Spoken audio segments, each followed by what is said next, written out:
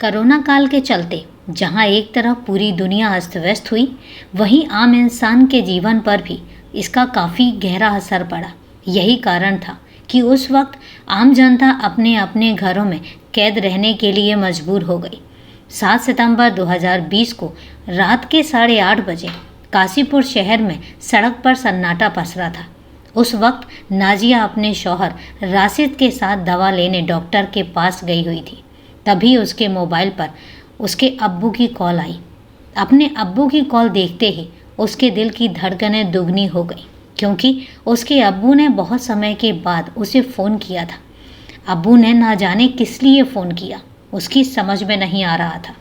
यह उसके लिए जिज्ञासा के साथ साथ चिंता का विषय भी बना हुआ था। दोस्तों, कहानी नाजिया की शुरू होती है, लेकिन कहानी क्या है ये हम विस्तार से जानेंगे। और उससे पहले नमस्कार दोस्तों, क्राइम चैनल पर आपका स्वागत करती हूँ और उम्मीद करती हूँ कि आप सब लोग स्वस्थ होंगे, सुरक्षित होंगे।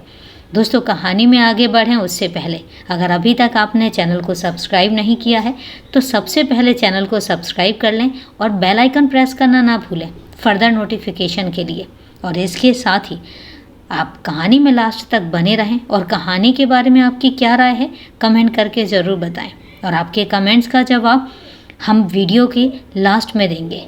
तो दोस्तों, कहानी में लास्ट तक बने रहें और जानते हैं कि आखिर नाजिया की पूरी कहानी है क्या। तो चलिए समय नहीं लेते हैं। नाजिया अपनी दवाई ले चुकी थी। राशिद ने अपनी बाइक स्टार्ट की और घर की ओर निकल पड़ा। उसके पीछे बैठी नाजिया अपने अब्बू से मोबाइल पर बात करने लगी। नाजिया को पता था कि उसे घर पहुंचने में केवल 3 से 4 मिनट ही लगेंगे। उसके बाद वह घर पर आराम से उनसे बात कर लेगी। जैसे ही राशिद की बाइक उसके घर के मोड़ पर पहुंची, सामने से आ रहे कुछ लोगों ने उन पर ताबड़तोड़ फायरिंग शुरू कर दी। इससे पहले कि राशिद और नाजिया कुछ समझ पाते, दोनों ही बाइक के नीचे सड़क पर गिरकर तड़पने लगे। उनको कई गोलियां लगी थीं। देखते ही देखते सड़क उनके खून से तरबतर हो गई। अधिक खून रिसाव के कारण दोनों की मौके पर ही मौत हो गई थी। इस घटना के घटते ही नाजिया के हाथ से मोबाइल छूटकर वहीं गिर गया था। खामोशी में डूबे मोहल्ले में अचानक 4-5 गोलियों के चलने की आवाज़ ने लोगों में दहशत पैदा कर दी। घटनास्थल के आसपास बने मकानों की खिड़कियां खुली और लोगों ने सड़क का मंजर देखा तो देखते ही रह गए। सड़क पर एक युवक और युवती की एक साथ 2-2 लाशें पड़ी हुई थी। उनके पास में ही एक बाइक पड़ी हुई थी। मतलब साफ था कि कोई युवक युवती का मर्डर करके फरार हो चुका था। यह मंजर देखकर आसपास वालों ने हिम्मत जुटाई और सड़क पर बाहर निकल आए थे। एक के बाद एक लोगों के घर से निकलने का सिलसिला शुरू हुआ तो घटनास्थल पर लोगों का हुजूम उमड़ गया। दोनों मृतक उसी मोहल्ले के रहने वाले थे। इसी कारण दोनों की शिनाख्त होने में भी कोई परेशानी नहीं हुई। वहाँ पर मौजूद लोगों में से किसी ने मृतक युवक राशिद के भाई के मोबाइल पर फ़ोन कर इस घटना की जानकारी दे दी। घटना की जानकारी मिलते ही उसके घर वालों के साथ उनके पड़ोसी भी तुरंत घटनास्थल पर पहुंच गए। घटनास्थल पर पहुंचते ही राशिद और परिवार वालों ने उसके शरीर को छूकर देखा तो पूरी तरीके से ठंडा पड़ चुका था। उसकी मौत हो चुकी थी। उसके पास पड़ी नाजिया भी मौत की नींद सो चुकी थी। घटनास्थल पर पड़े खून को देखकर सभी लोगों का मानना था कि उन्हें डॉक्टर के पास ले जाने का भी कोई फ़ायदा नहीं है। जैसे जैसे लोगों को इस मामले की जानकारी मिलती गई, वैसे वैसे वहाँ पर लोगों का जमघट लगता गया। तुरंत ही इस सनसनीखेज मामले की सूचना किसी ने पुलिस नियंत्रण कक्ष को भी दे दी। चूँकि यह क्षेत्र काशीपुर कोतवाली के अंतर्गत आता है, इसीलिए कोतवाली प्रभारी सतीश चंद्र कापड़ी पुलिस टीम के साथ घटनास्थल की तरफ रवाना हुए। सूचना मिलने पर एएसपी राजेश भट्ट, सीओ मनोज ठाकुर भी मौके पर पहुंचे। घटनास्थल पर पहुंचकर पुलिस ने जांच पड़ताल की।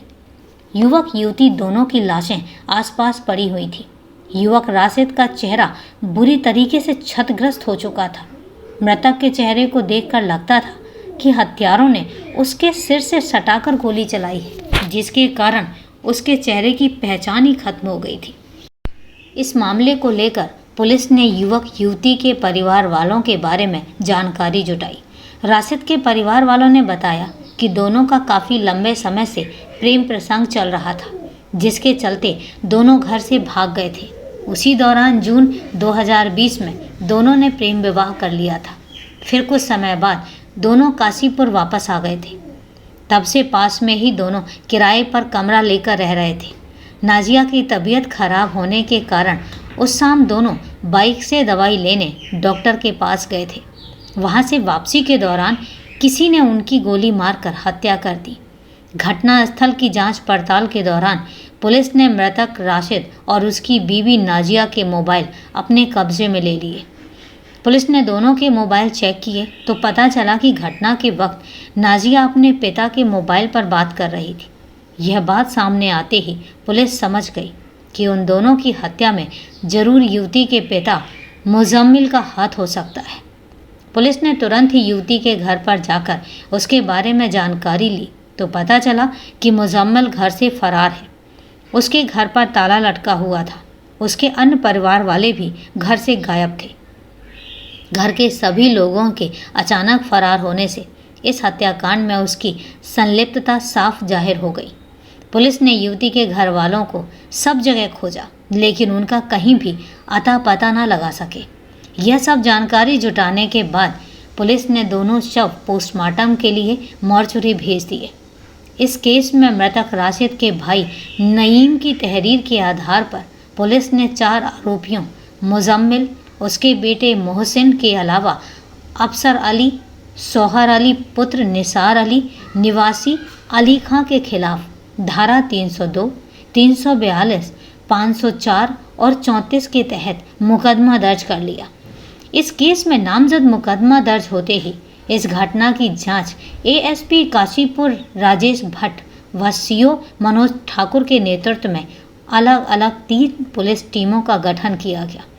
इन टीमों में काशीपुर कोतवाली प्रभारी सतीश चंद्र कापड़ी, एसआई अमित शर्मा, रविंद्र सिंह वेस्ट, दीपक जोशी आदि को भी शामिल किया गया। पुलिस टीमों ने आरोपियों के शरीफ नगर, ठाकुरद्वारा, रामपुर और मुरादाबाद में कई संभावित स्थानों पर दबिश डाली। काफ़ी प्रयास करने के बाद भी आरोपी पुलिस पकड़ में नहीं आए। पुलिस कार्यवाही के दौरान 9 सितंबर 2020 को पुलिस को एक मुखबिर से सूचना मिली कि मुजम्मिल और उसका बेटा मोहसिन दोनों ही दड़ियाल रोड लोहिया पुल के पास कहीं जाने की फिराक में खड़े हैं। सूचना पाते ही काशीपुर कोतवाली प्रभारी सतीश कुमार कापड़ी तुरंत पुलिस टीम लेकर लोहिया पुल पर पहुंचे। पुलिस ने चारों ओर से घेराबंदी करते हुए दोनों को गिरफ्तार कर लिया। दोनों को हिरासत में लेकर पुलिस कोतवाली आ गई। पुलिस ने दोनों से इस दोहरे हत्याकांड के बारे में कड़ी पूछताछ की। कुछ समय तक तो मुजम्मिल ने पुलिस को घुमाने की कोशिश की। फिर बाद में मुजम्मिल ने बताया कि जिस समय वह बेटे के साथ अपनी बेटी नाजिया से मिलने के लिए घर के नुक्कड़ पर पहुंचा, उस वक्त तक उन दोनों की हत्या हो चुकी थी। उसने अपने बेटे के साथ दोनों को मृत पाया तो वह बुरी तरीके से घबरा गया। उनके जाने से पहले ही उन दोनों को कोई मौत के घाट उतार चुका था। उनको उस हालत में देखकर बाप बेटे दोनों बुरी तरीके से घबरा गए थे। उन्हें डर था कि उनकी हत्या का इल्ज़ाम उस पर ही आएगा और इसी कारण वे तुरंत मौके से फरार हो गए। उसकी बातें सुनकर कोतवाली प्रभारी सतीश चंद्र कापड़ी को उस पर शक हो रहा था कि यह झूठ बोल रहा है। उन्होंने मुजम्मिल और उनके बेटे पर थोड़ी सी सख्ती बरती तो दोनों ने अपना जुर्म कबूल कर लिया। उसके तुरंत बाद ही पुलिस ने उनकी निशानदेही पर 315 बोर के 2 तमंचे बरामद कर लिए। पुलिस ने दोनों के खिलाफ 3/25 शस्त्र अधिनियम के 2 अलग मुकदमे भी दर्ज करिए। सरेआम ताबड़तोड़ फायरिंग कर दोहरे हत्याकांड को अंजाम देने वाले आरोपियों से वरिष्ठ पुलिस अधिकारियों के सामने पूछताछ करने पर जो जानकारी सामने आई वो बेहद चौंकाने वाली थी।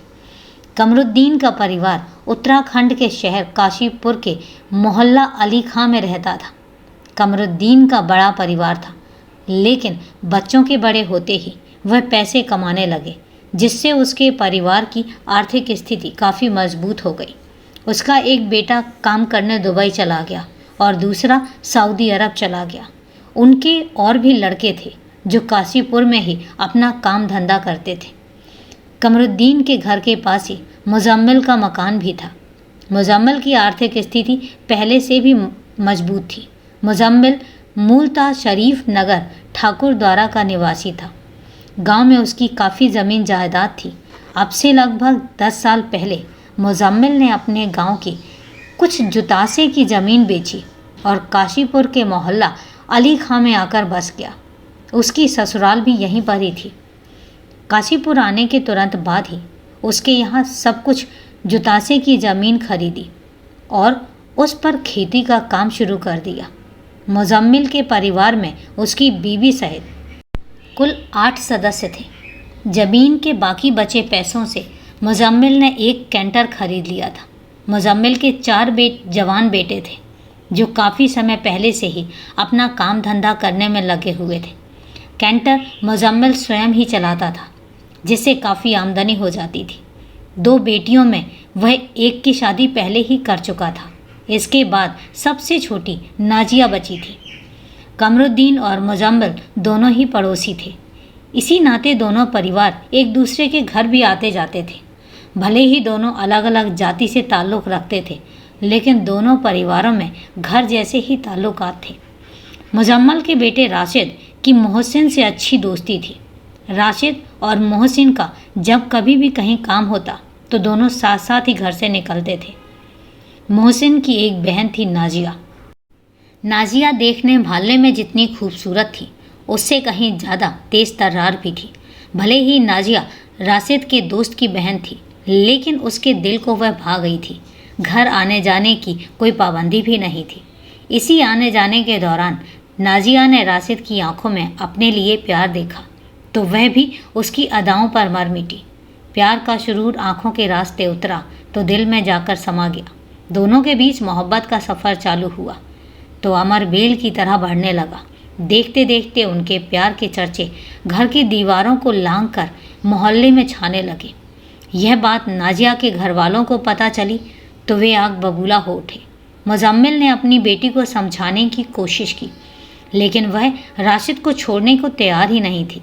उसके बाद मुजम्मिल ने राशिद के परिवार वालों को उनके बेटे की काली करतूतों का हवाला देते हुए उसे समझाने को कहा, लेकिन राशिद भी प्रेम डगर में पीछे हटने को तैयार नहीं था।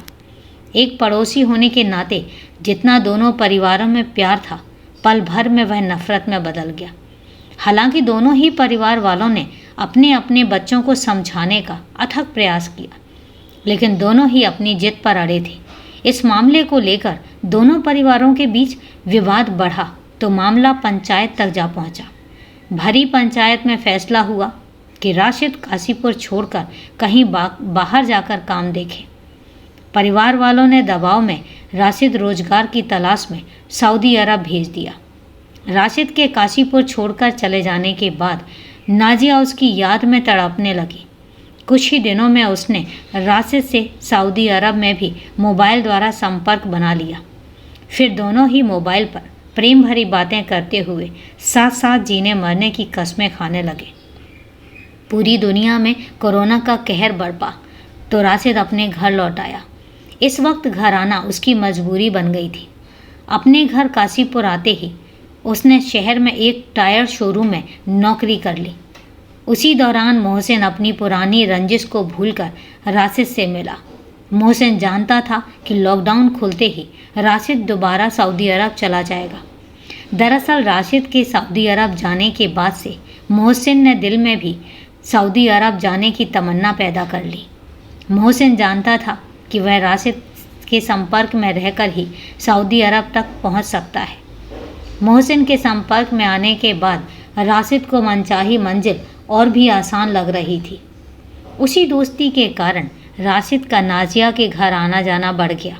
यही आना जाना दोनों को उस मुकाम तक ले गया जहाँ से दोनों का लौटना नामुमकिन सा हो गया, यानी उनके प्रेम प्रसंग और ज़्यादा मजबूत हो गए। फिर कुछ महीने पहले राशिद और नाजिया अचानक घर से फरार हो गए। नाजिया के घर से फरार होते ही उसके घर वालों को गहरा सदमा लगा। उन्होंने कभी सोचा भी नहीं था कि उनकी बेटी एक दिन उनकी इज्जत को तार तार कर देगी। मुजम्मिल को पता था कि वह ज़रूर राशिद के साथ ही गई होगी। राशिद के बारे में जानकारी लेने का पता चला तो वह भी घर से गायब था। मुजम्मिल को दुख इस बात का था कि उनकी बेटी ने गैर बिरादरी के लड़के के साथ भागकर समाज में उसकी नाक कटवा दी है। मुजम्मिल के मान सम्मान को ठेस पहुंची तो उसने दोनों से मोबाइल पर बात कर उन्हें जान से मारने की धमकी दे डाली। उसके बावजूद भी दोनों ने बाहर रहते ही चोरी छिपे एक मौलवी के सामने निकाह भी करा लिया। यह बात जब नाजिया के घर वालों को पता चली तो घर में मातम सा छा गया।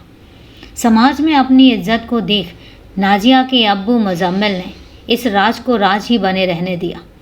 मुजम्मिल ने इस मामले में पूरी तरह से चुप्पी साध ली और फिर नाजिया और राशिद के वापस आने का इंतज़ार करने लगा। राशिद ने नाजिया के साथ निकाह करते ही अपना मोबाइल नंबर भी बदल लिया था, जिसके बाद मुजम्मिल की उनसे बात ही नहीं हो पाती थी।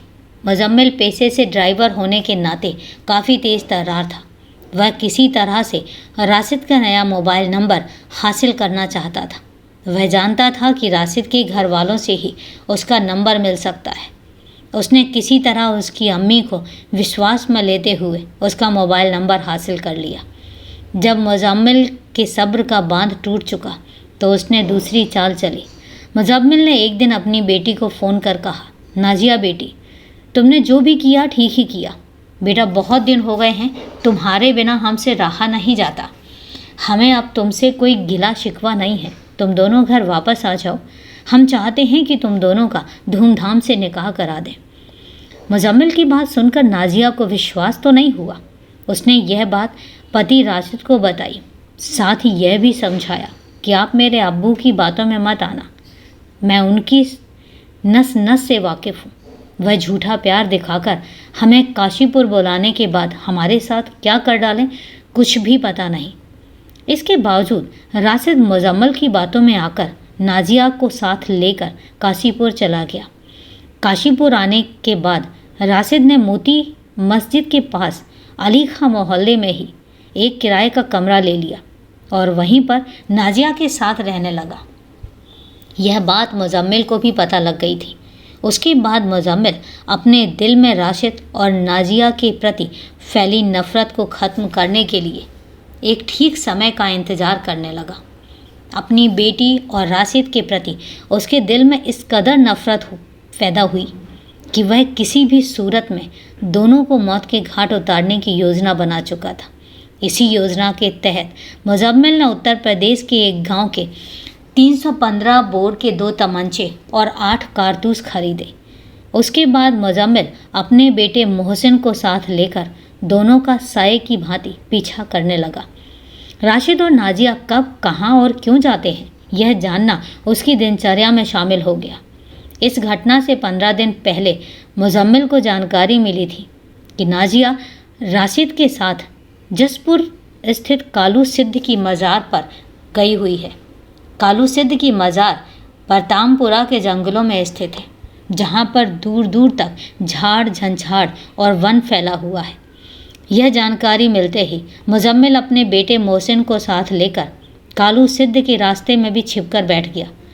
लेकिन उस दिन उन्हें नाजिया अकेले ही दिखाई दी, जबकि मुजम्मिल नाजिया के साथ राशिद को भी ख़त्म करने की फिराक में था।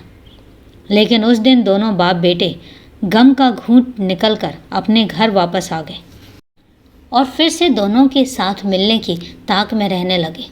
7 सितंबर 2020 की शाम को पता चला कि राशिद नाजिया के साथ लेकर बाइक से कहीं गया हुआ है। यह जानकारी मिलते ही उसने अपनी योजना को अंजाम देने की पूरी तैयारी कर ली। लेकिन उस वक्त उसे यह जानना भी ज़रूरी था कि वो दोनों शहर में ही हैं या फिर शहर से बाहर गए हुए हैं। यह जानकारी लेने के लिए वह अपने घर के मोड़ पर एक चबूतरे पर जाकर बैठ गया। वहाँ पर पहले से ही कई लोग बैठे थे। वहाँ पर भी उसका मन नहीं लगा। उसके मन में राशिद और नाजिया को लेकर जो खिचड़ी पक रही थी वह उसे लेकर परेशान था। मुजम्मिल वहाँ से उठकर अपने घर चला आया।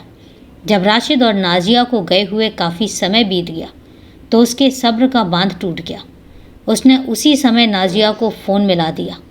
अपने अब्बू का फ़ोन आते ही वह भावुक उठी और उसने बता दिया कि वह दवाई लेने आई हुई थी। अब वह कुछ ही देर में घर की ओर निकल रही है। यह जानकारी मिलते ही मुजम्मिल अपने बेटे मोहसिन को साथ लेकर अपने घर की ओर जाने वाले मोड़ पर जा पहुंचा। उस वक्त वह वहां पर बैठे लोग ही अपने अपने घरों में जा चुके थे। जैसे ही राशिद नाजिया को साथ लेकर घर की ओर जाने वाले मोड़ पर पहुंचा, मुजम्मिल और उसके बेटे मोहसिन ने इस घटना को अंजाम दे डाला। पुलिस ने मुजम्मिल और उसके बेटे मोहसिन से विस्तार से पूछताछ के बाद उन्हें 10 सितंबर 2020 को कोर्ट में पेश किया और जहां से दोनों को जेल भेज दिया गया। इस केस का खुलासा करने वाली पुलिस टीम की सराहना करते हुए एएसपी राजेश भट्ट ने कुछ रुपए इनाम के तौर पर देने की घोषणा भी की। तो दोस्तों, ये थी गैर बिरादरी में शादी करने का एक खतरनाक अंजाम, और एक बाप ने और एक भाई ने मिलकर अपनी ही बेटी का सुहाग तो उजाड़ा ही उजाड़ा, अपनी बेटी को भी मौत के घाट उतार दिया। तो दोस्तों, ये है पूरी दिल दहला देने वाली वारदात। अब कहानी के बारे में आपकी क्या राय है, कमेंट करके ज़रूर बताएं। तो दोस्तों, आज के लिए इतना ही, और कहानी में लास्ट तक जुड़े रहने के लिए आपका तहे दिल से धन्यवाद। आज के लिए इतना ही, कल फिर मिलते हैं क्राइम की एक सच्ची घटना के साथ। तब तक के लिए सेफ रहें, सुरक्षित रहें और अपना ध्यान रखें। जय हिंद दोस्तों, जय भारत।